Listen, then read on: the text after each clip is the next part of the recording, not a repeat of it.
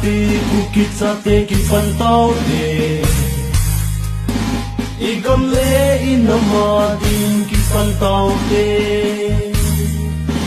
sango sabang iku kay komute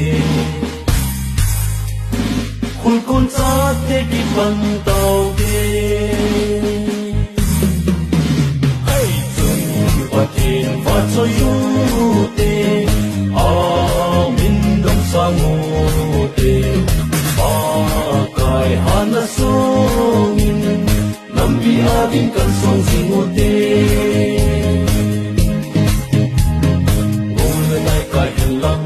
nami ang hisong le ngunson mo te kuki army hive tumbahin hansa